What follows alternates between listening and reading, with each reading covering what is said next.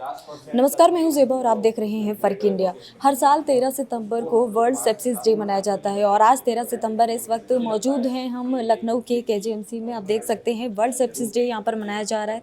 तमाम बड़े-बड़े डॉक्टर्स हैं जिन्होंने सेप्सिस के लक्षण बताए, इसको रोकने के क्या कुछ इंतज़ाम चल रहे हैं उस पर भी चर्चा की।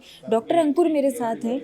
ये वही डॉक्टर हैं, अपने हाल ही में इनके बारे में तस्वीरें अखबार में देखी होंगी जिन्होंने अपनी माँ का इलाज एक तरफ जारी था, लेकिन बावजूद उसके एक बच्चे की जान बचाई जिसके सरिया आधी रात को सर के आरों पार हो गई थी, कंधे के आर पार हो गई थी। हमने अखबार में उस चीज़ को देखा था। वही डॉक्टर अंकुर इस वक्त मेरे साथ हैं। डॉक्टर अंकुर, सबसे पहले तो आपको बधाई कि आपकी वो न्यूज़ थी, हमने भी देखी थी और इतना सराहनीय काम किया, उसके लिए बहुत बहुत धन्यवाद हमारी तरफ आप सबको धन्यवाद। जी। ये वर्ल्ड सेप्सिस डे पे मैं बोलूँगा कि सबको अपने हाथ साफ रखने चाहिए। मैंने जब एक ये देखा कि हम लोग जब ऑपरेट करते हैं तो हमारा ये वाला पार्ट हाथ का और ये वाला पार्ट अक्सर गंदा रह जाता है। हम लोग ऐसे हाथ धोते हैं, ऐसे धोते हैं, ऐसे होते हैं। तो इसको मैंने लिखा भी, ऊपर पब्लिश भी किया कि हमें एक स्टेप अलग से जोड़ना चाहिए, ऐसे वाला और ऐसे वाला। इसको आप देखेंगे, मेरा एक आर्टिकल भी है आर हैंड स्टिल क्लीन करके, आप देख भी सकते हैं उसमें। तो मैं बोलूँगा सेप्सिस की शुरुआत इन्फेक्शन से होती है। तो इन्फेक्शन बचाने के लिए सबसे पहले हमें 3 चीज़ों का करना पड़ेगा कि इन्फेक्शन हमें ना हो, हमें हो तो हमारी तो इम्यूनिटी इतनी स्ट्रांग हो कि हम उस सेप्सिस को झेल सकें। तो हमें नहीं होने के कारण कि दूसरे जैसे सेप्सिस है, इन्फेक्शन है, उससे हम मास्क बना के रखें, थोड़ी दूरी रखें, अपने हाथ को साफ रखें। ये ऐसे करके अपने आप को सेप्सिस बचा सकते हैं। अपनी दिनचर्या बढ़िया करके, हेल्दी फूड खा के, एक्सरसाइज करके, ठीक है ना, खास करके प्राणायाम करके, अच्छे वातावरण का सेवन करके, वातावरण का करके खाना खा के हम अपनी इम्यूनिटी बढ़ा सकते हैं, जिससे हमें इन्फेक्शन और सेप्सिस का असर कम से कम हो।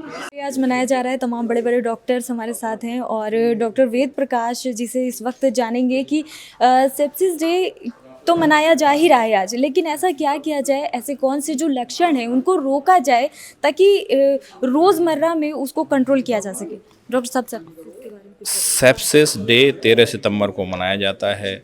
5 करोड़ लोग हर साल प्रभावित होते हैं। 1 करोड़ 10 लाख से ज़्यादा लोगों की मौत हर वर्ष हो रही है। जागरूकता की बहुत आवश्यकता है, क्योंकि कई मामले ऐसे होते हैं जो हमारी गलती से इस जद में आते हैं, और अगर समय रहते उनका निदान हो जाए और जल्दी से हम लोग उसका उपचार कर दें तो मौत बचाई जा सकती है। ज़्यादातर मौत हर 3 सेकंड पे एक मौत हो रही है, बड़ी समस्या है। लेकिन किस तरह से हम लोग एंटीबायोटिक का अंधाधुंध जो उपयोग कर रहे हैं वो उसको हम लोग कैसे रोकें, या जहाँ पे अप्रशिक्षित जो डॉक्टर प्रैक्टिशनर्स हैं वो प्रैक्टिस कर रहे हैं, हाई एंड एंटीबायोटिक्स का उपयोग कर रहे हैं, या फिर घरों में चाहे केमिस्ट कोई दे रहा हो, चाहे दुकान पे से खरीद करके खुद एंटीबायोटिक लोग खा रहे हैं, इस पर रोक लगानी होगी। तमाम डॉक्टर साहब दवाइयों पर अभी बीच में आया था कि तमाम नकली दवाएं पकड़ी गई थी। अब खबरों में आपने ज़रूर देखा होगा, उससे कितना इफेक्ट पड़ता है, क्योंकि जनता तो सोचती है मुझे इससे फ़ायदा हो जाएगा, मैं ये मेडिसिन ले लूँ। उस मामले को आपने रखा है, सरकार उस पर लगातार कार्रवाई भी कर रही है, आपने ये भी देखा होगा।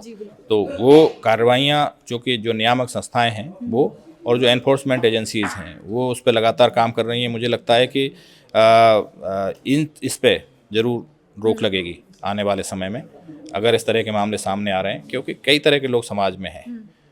लेकिन मैं ये कह सकता हूँ कि 140 करोड़ हमारे देशवासी, उन्हें स्वयं भी कुछ जिम्मेदारी लेनी होगी। हर काम हम लोग, मतलब रिकमेंडेशन ज़रूरी है डॉक्टर्स का। आम जनता क्या करती है, जो जिन दवाओं का उसमें ज़िक्र हुआ था वो रोज़मर्रा में खाने जाने वाली दवा थी।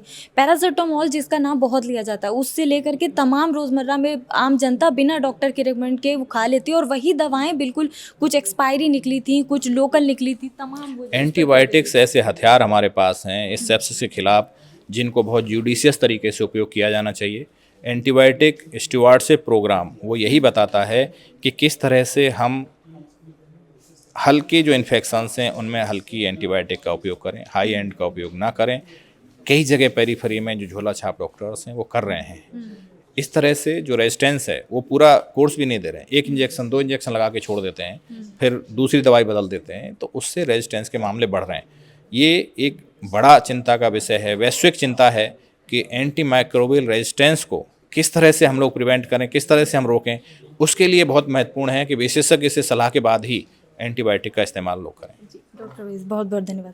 तो अभी देखा आपने कि डॉक्टर वेद ने तमाम तरह की जानकारी हमको दी कि किस तरीके से डॉक्टर की रिकमेंड के बिना जो मेडिसिन जनता ले लेती है, कुछ जनता की भी जिम्मेदारी है कि वो अपनी सेहत का ध्यान रखें और डॉक्टर की रिकमेंड से ही दवाएं लें।